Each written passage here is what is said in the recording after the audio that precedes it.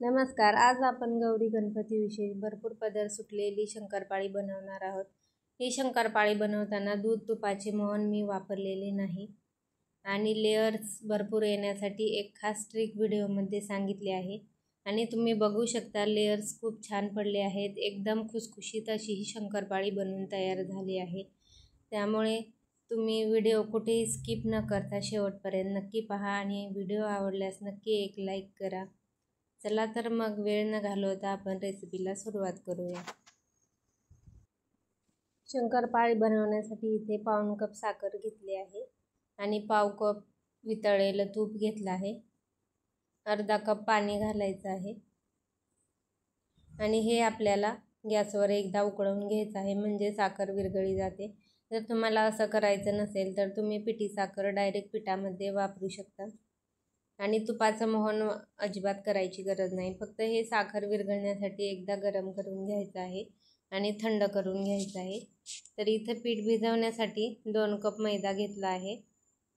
एकाच कपाने किंवा वाटीने सर्व साहित्य मोजून घ्यायचं आहे. चिमूटभर मीठ घातलं आहे आणि 1 चमचा विलायची पावडर घालायची आहे.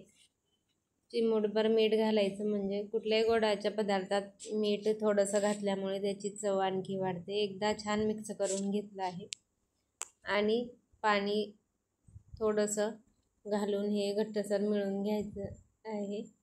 थोडं थोडं हे मिश्रण आपल्याला पाण्याचं घालायचं आहे, एकदम जास्ती घालायचं नाही. जर तुम्हाला लागला तर आणखी थोडासा याच्यात मैदा ॲड करू शकता, कारण हे जे उकळलेलं पाणी आहे ते किती आहे त्याच्यानुसार तुम्ही आणखी थोडंसं पीठ ॲडजस्ट करू शकता. तर इथे पीठ माझं मळून झालं आहे. आता हे 10 मिनिटे झाकून ठेवून द्यायचं आहे आणि 10 मिनिटानंतर एकदा याला मी थोडंसं मळून घेते. आता आपण याची शंकरपाळी बनवून घेऊया. तर याच्यातील मी थोडासा गोळा काढून घेतला आहे आणि चपातीपेक्षा थोडा मोठा उंडा घ्यायचा आहे. याची सुरुवातीला आपल्याला चपाती लाटून घ्यायची आहे. तर लेअर येण्यासाठी मी सुरुवातीला या पद्धतीने चपाती लाटून घेतली आहे व नंतर आपल्याला याला फोल्ड करून डबल आणखी एकदा लाटून घ्यायचं आहे. तर बघू शकता अशा पद्धतीने याला आणखी एकदा फोल्ड करून घेत आहे. असे केल्यामुळे शंकरपाळीला भरपूर लेअर्स पडतात. तर हे आता चौकोनी आकाराचं झालं आहे. तर अशा चौकोनी आकाराचं दोन्ही साईडने आपल्याला हे लाटून घ्यायचं आहे. शंकरपाळी जास्त पातळ करायचं नाही व जास्त जाडही ठेवायचं नाही. तर बघू शकता इथे मी चौकोनी आकारात हे लाटून घेतलं आहे. आता आपण याला कट करून घेऊया. तुम्हाला जशा आकारात पाहिजे तसं तुम्ही याला कट करू शकता. तर दोन्ही साईडनी मी चौकोनी आकारात शंकरपाळी कट करून घेतली आहे आणि तुम्ही जवळून बघू शकता शंकरपाळी मी कितपत जाड ठेवली आहे. जास्त पातळ केल्यामुळे सुद्धा लेअर पडत नाहीत आणि कडक होते. तर इथे मी अशाच पद्धतीने सर्व शंकरपाळी बनवून घेते व साईडला तेलसुद्धा गरम करायला ठेवलं आहे. तेल व्यवस्थित गरम झाले की झाऱ्यामध्ये या पद्धतीने सर्व शंकरपाळी घ्यायची आणि टाकायची, म्हणजे एकसारखी शंकरपाळी तळली जाते. आणि गॅस बारीक ठेवायचा आहे. गॅस मोठा किंवा मिडियम करायचा नाही. बारीक गॅसवरच आपल्याला शंकरपाळी छान गोल्डन ब्राऊन होईपर्यंत तळून घ्यायची आहे. बघू शकता हळूहळू शंकरपाळी फुलायला सुरुवात झाली आहे. आता आपण काढून घेऊया. बघू शकता कलर एकदम परफेक्ट आला आहे आणि अशाच पद्धतीने मी राहिलेली सुद्धा शंकरपाळी तळून घेते. खूप सोपी पद्धत आहे आणि बघू शकता लेअर्स शंकरपाळीला छान आले आहेत. अशा पद्धतीने तुम्ही सुद्धा एकदा नक्की शंकरपाळी ट्राय करून पहा आणि जवळून तुम्ही बघू शकता शंकरपाळीला भरपूर पदर पडलेले आहेत. आणि एकदम खुसखुशीत झाली आहे। मी इथे तुम्हाला तोडून सुद्धा दाखवत आहे। तर बघू शकता अजिबात तेलकट झालेली नाही आणि एकदम खुसखुशीत अशी ही शंकरपाळी बनवून झालेली आहे। तर व्हिडिओ आवडला असेल तर प्लीज व्हिडिओला एक लाईक नक्की करा। व्हिडिओ तुमच्या मित्रपरिवारासोबत जास्तीत जास्त शेअर करा आणि चॅनेलला सबस्क्राईब करा। धन्यवाद। नमस्कार, आज आपण गौरी गणपती विशेष मऊसूत तोंडात टाकताच विरघळणारे, टाळ्याला न चिकटणारे असे हे बेसन लाडू बनवणार आहोत। तर बेसन भाजण्याच्या एका वेगळ्या ट्रिकने मी हे लाडू बनवले आहेत। त्यामुळे आता बेसन भाजताना हात दुखण्याचं टेन्शन न घेता या पद्धतीने तुम्ही सुद्धा लाडू नक्की बनवून पहा आणि खूप रवाळ मऊसूत लाडू तयार होतात। अजिबात टाळ्याला चिकटत वगैरे नाही आणि बेसन भाजण्याची ही ट्रिक तुम्ही सुद्धा नक्की वापरा। आणि तुम्ही इथे लाडू बघू शकता, पेढ्यासारखे एकदम मऊसूत असे झाले आहेत। चला तर आपण वेळ न घालवता लगेच रेसिपीला सुरुवात करूया। तर इथे मी लाडू बनवण्यासाठी गॅसवर कढई गरम करायला ठेवली आहे आणि त्याच्यात 1 कप भरून बेसन पीठ घेतलं आहे। बेसन पीठ मी चाळून घेतलेलं आहे।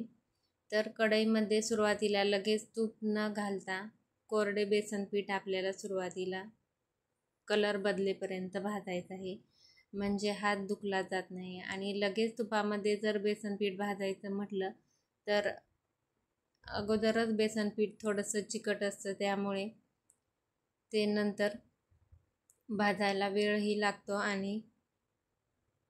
आणि नंतर लाडू खाताना टाळ्याला चिकटला जातो। त्यामुळे तसे न करता सुरुवातीला 2-3 मिनिटे छान बेसन पीठ कलर चेंज होईपर्यंत भाजून घ्यायचं आहे व नंतर लागेल तसं तूप घालून बेसन पीठ भाजायचं आहे।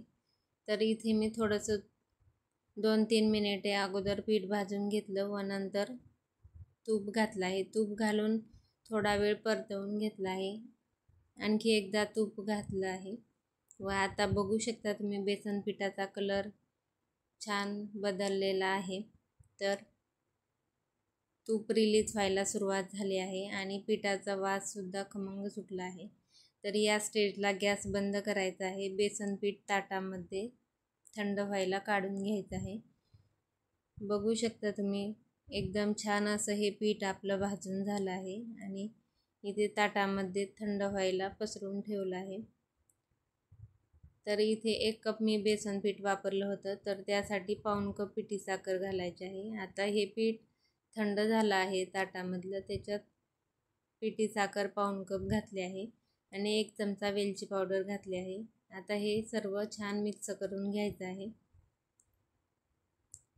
पिठी साखर या पिठामध्ये व्यवस्थित अशी मिक्स करून घ्यायची आहे। सर्व गुठळ्या मोडून घ्यायच्या आहेत। तर बघू शकता इथे मी छान सर्व एकदम मिक्स केलं आहे आणि नंतर आपल्याला याचे आता लाडू बांधून घ्यायचे आहेत। तर बघू शकता एकदम मऊसूत असं हे पीठ झालं आहे आणि लाडूसुद्धा सहज वळला जात आहे। तर तूप तुम्हाला तुमच्या आवश्यकतेनुसार ॲड करायचं आहे। तर इथे मला साधारण पाव कप तूप लागलं आहे 1 कप बेसन पिठासाठी आणि बघू शकता लाडू आपला एकदम मस्त झाला आहे। तर असेच मी सर्व लाडू इथे मी बांधून घेत आहे। तर एकदम गोल गरगरीत पेढ्यासारखे मऊसूत असे हे लाडू बनवून तयार होतात।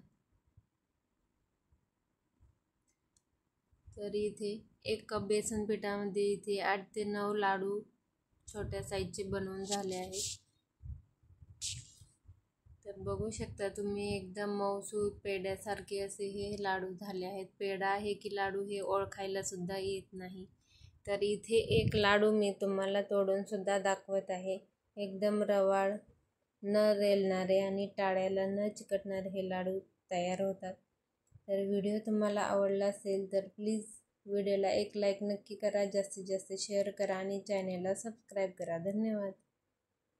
नमस्कार, आज आपण सोडा तांदळाचे पीठ आणि तेलाचे मोहन न वापरता खमंग कुरकुरीत अशी लसूण शेव बनवणार आहोत। आणि ही शेव अजिबात तेलकट झालेली नाही आणि फक्त 15 मिनिटात बनवून तयार होते. आणि शेवेच्या आवाजावरून तुम्हाला इथं समजलंच असेल की शेव आपली एकदम कुरकुरीत अशी झाली आहे. शिवाय अजिबात तेलकट होत नाही. तेलकट न होण्यासाठी आणि शेव कुरकुरीत राहण्यासाठी व्हिडिओमध्ये भरपूर अशा टिप्स सांगितल्या आहेत. त्यामुळे तुमचीसुद्धा शेव एकदम कुरकुरीत होणार आणि तेलकट अजिबात होणार नाही. तुम्ही माझे हात पाहू शकता, अजिबात तेलकट झालेले नाही शेव आणि कुरकुरीतसुद्धा झाली आहे. चला तर वेळ न घालवता आपण रेसिपीला सुरुवात करूया. तर लसूण शेव बनवण्यासाठी इथे 10-12 लसणाच्या पाकळ्या घेतल्या आहेत, 1 चमचा जिरे घेतले आहेत आणि 1 चमचा ओवा घेतला आहे. याच्यात थोडंसं पाव वाटी एवढं पाणी घालायचं आहे आणि हे मिक्सरला आपल्याला फिरवून घ्यायचं आहे. नंतर हे लसणाचं पाणी आपल्याला एका वाटीमध्ये गाळून घ्यायचं आहे. लसूण, जिरे आणि ओव्याचा हे पाणी गाळून घ्यायचं आहे, त्यामुळे त्याचा फ्लेवर आपल्या शेवेमध्ये उतरतो आणि शेव बनवताना तुटत नाही. तर बघू शकता इथे मी पाणी गाळून घेतलं आहे. हे पाणी आपल्याला शेवच्या पिठामध्ये टाकायचं आहे. तर शेव बनवण्यासाठी इथे ताटामध्ये चाळण ठेवली आहे आणि 3 कप मी बेसन पीठ याच्यात घालत आहे. बेसन पीठ आपल्याला व्यवस्थित चाळून घ्यायचं आहे, म्हणजे पीठ हलकं होतं आणि शेवसुद्धा कुरकुरीत होते. तर इथे 3 कप मी बेसन पीठ घेतलं आहे. ते छान चाळून घ्यायचं आहे, म्हणजे त्यातील गुठळ्या नाहीशा होतात. आणि जर तुम्ही बेसन पीठ न चाळता वापरलं तर शेव व्यवस्थित पडत नाही, मध्ये मध्ये तुटते. तर इथे आपण बेसन पीठ चाळून घेतलं आहे. इथे आपल्याला तेलाचं मोहन वापरायचं नाही, तर 3 चमचे एवढं कच्चं तेल घालायचं आहे आणि हे तेल आपल्याला पिठाला व्यवस्थित चोळून घ्यायचं आहे. ही प्रोसेस केल्यामुळे शेव आपली एकदम कुरकुरीत होते. हे कच्चं तेल आपल्याला पिठाला व्यवस्थित असं छान चोळून घ्यायचं आहे. असं केल्यामुळे शेवटपर्यंत आपली शेव ही एकदम कुरकुरीत राहते. तर तेल घातल्यामुळे थोड्याशा गाठी होत्यात पिठामध्ये, ते आपल्याला छान हाताने व्यवस्थित चोळून घ्यायचे आहेत आणि पीठ छान सुट्टं असं करून घ्यायचं आहे. आणि बघू शकता या पद्धतीने मुटका होत आहे का ते पाहायचं आहे. नंतर आपल्याला याच्यामध्ये हळद पावडर घालायची आहे, चवीपुरतं मीठ घालायचं आहे आणि जे लसणाचं पाणी बनवलं होतं ते पाणी याच्यामध्ये घालायचं आहे. तुम्हाला जर तिखट शेव बनवायची असेल तर तुम्ही लाल मिरची पावडर घालू शकता. तर हे लसणाचं पाणी मी याच्यात घातलं आहे. छान मिक्स करून घ्यायचं आहे आणि थोडं पाणी घालून नंतर पीठ आपल्याला हे शेवेचं भिजवून घ्यायचं आहे.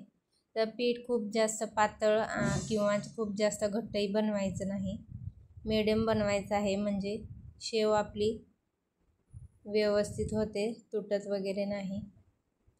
तर इथे पीठ मी मळून घेतलं आहे. बघू शकता जास्त घट्ट नाही आणि जास्त पातळही नाही, या पद्धतीचं शेवेसाठी पीठ आपल्याला लागतं. तर शेव तुम्हाला बारीक लहान जशी बनवायची आहे त्यानुसार साचा तुम्ही घेऊ शकता. तर मी इथे मीडियम घेतला आहे. आता सोऱ्याला आपल्याला आतमधून तेल लावून घ्यायचं आहे, म्हणजे पीठ याला चिटकत नाही. आणि साईडला कढईमध्ये तेलसुद्धा गरम करायला ठेवायचं आहे. तर सोऱ्याला व्यवस्थित असं तेल लावून घ्यायचं आहे आणि पीठ आपल्याला दाबून भरायचं आहे. याच्यामध्ये पीठ व्यवस्थित भरलं तर शेवसुद्धा व्यवस्थित पडते. जर याच्यात हवा राहिली तर मध्ये मध्ये शेव आपली तुटू शकते. तर व्यवस्थित दाबून पीठ भरायचं आहे आणि शेव तळताना फुल गॅसवरच तळायची आहे, म्हणजे ती तेलकट होत नाही. जर बारीक गॅस असेल तर शेव तुमची तेलकट होऊ शकते. तर इथेच सोऱ्यामध्ये पीठ भरून घेतलं आहे आणि कढईमध्ये तेलसुद्धा व्यवस्थित गरम झालं आहे. आता आपण याच्यात शेव बनवून घेऊया. तर बघू शकता गॅस मोठा ठेवला आहे आणि मोठाच ठेवायचा आहे, म्हणजे शेव व्यवस्थित आपल्याला तळता येते. बारीक गॅस असेल तर शेव तेलकट होते. आणि बुडबुडे थांबेपर्यंत एका साईडने शेव तळून घ्यायची आहे, नंतर पलटी करून घ्यायची आहे. तर बघू शकता बुडबुडे तेलाचे कमी झाले आहेत. आता दुसऱ्या साईडने आपण तळून घेऊया.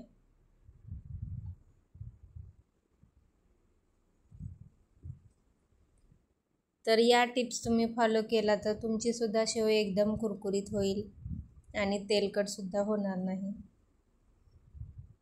आपण आता ही शेव काढून घेऊया.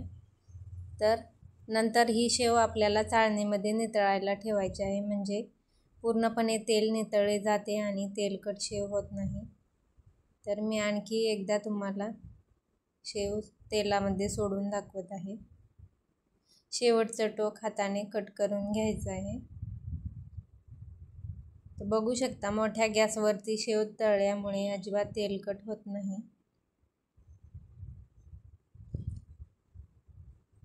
तर अशाच पद्धतीने इथे मी सर्व शेव तळून घेते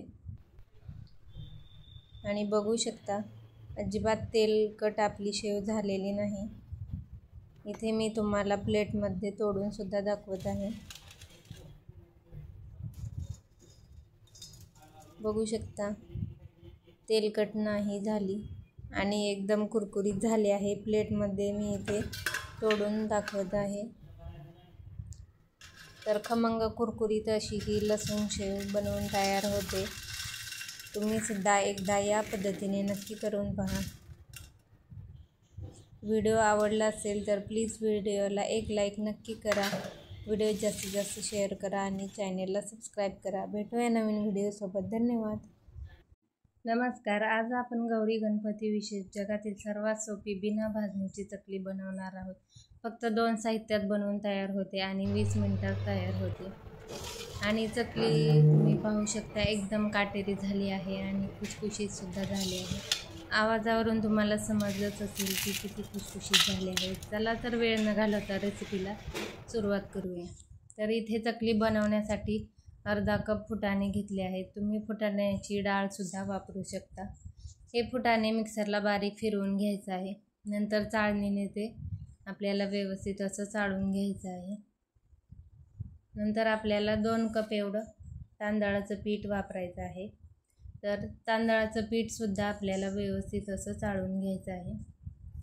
तर ही चकली बनवताना 3:1 असं प्रमाण वापरलं जातं. 3 कप तांदळाचं पीठ तुम्ही घेतलं असेल तर 1 कप फुटाण्याच्या डाळीचं पीठ वापरायचं आहे. नंतर याच्यात आपल्याला 2 चमचे पांढरे तीळ घालायचे आहेत. 1 चमचा जिरे घातले आहेत आणि चवीपुरतं मीठ घालायचं आहे. तुम्ही याच्यात मसालेसुद्धा वापरू शकता, पण मी चकली प्लेन बनवणार आहे त्यामुळे घातले नाही. सगळे एकदा मिक्स करून घ्यायचं आहे आणि कडकडीत गरम तेलाचं मोहन याच्यात घालायचं आहे. तर 3 चमचे पोहे खायचे चमच्याने मी 3 चमचे एवढं तेल गरम करून घेतलं आहे. आणि मोहन व्यवस्थित झालं का नाही हे पाहण्यासाठी त्याच्यात थोडंसं पीठ टाकायचं आहे. चरचर असा आवाज झाला की मोहन आपलं व्यवस्थित गरम आहे असं समजावं. मोहन खूप गरम असल्यामुळे सुरुवातीला चमच्याच्या सहाय्याने मी मिक्स करून घेतलं आहे.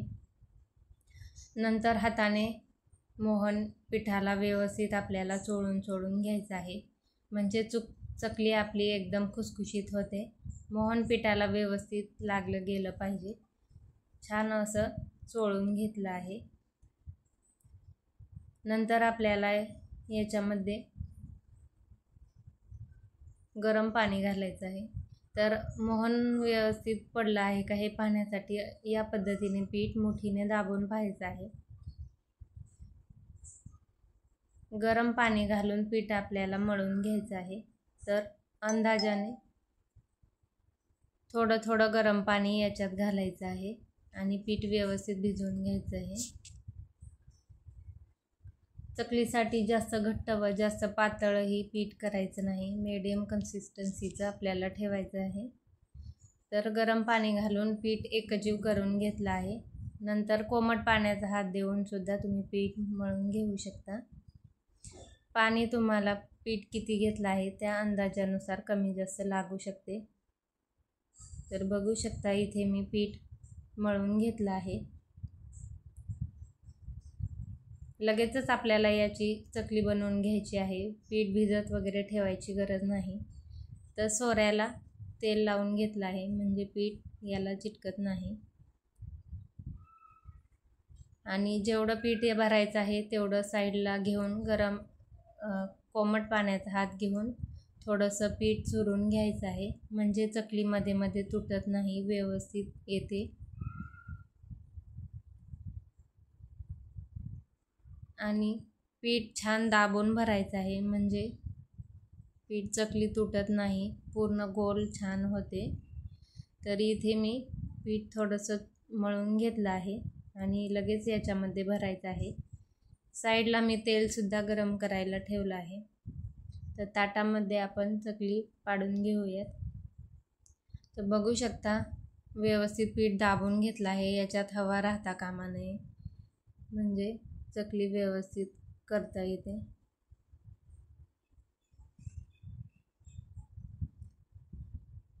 तर इथे ताटामध्ये मी चकली बनवून घेत आहे.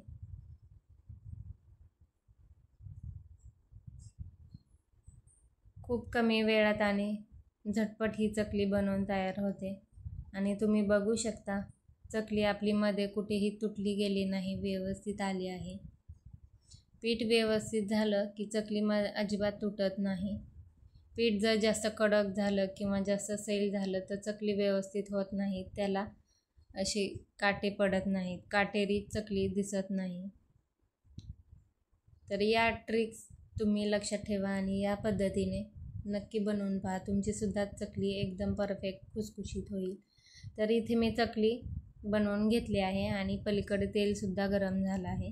तर चकली तेलात सोडताना जर भीती वाटत असेल हातावर तेल येण्याची तर या पद्धतीने झाऱ्यावरची चकली घ्यायची आहे आणि झाऱ्यानेच तेलात सोडायची आहे म्हणजे हातावरती तेलसुद्धा येत नाही. चकली आपल्याला एकदम कमी गॅसवरही तळायची नाही, नाहीतर ती तेलकट होते आणि मोठ्या गॅसवरती तळाली तर ती कच्ची राहण्याची शक्यता असते. म्हणून मिडियम गॅसवर चकली तळून घ्यायची आहे. तर तुम्ही बघू शकता चकलीवरचे पूर्णपणे बुडबुडे थांबेपर्यंत आपल्याला ती तळून घ्यायची आहे म्हणजे एकदम खुसखुशीत होते आणि शेवटची चकली संपेपर्यंत सुद्धा ती खुसखुशीत राहते. तर इथे बुडबुडे कमी झाले आहेत, मी चकली काढून घेतली आहे. तर अशाच पद्धतीने मी इथे सर्व चकल्या बनवून तळून घेते. तर बघू शकता दुसरी सुद्धा चकली आपली व्यवस्थित आली आहे, अजिबात तुटली वगैरे नाही.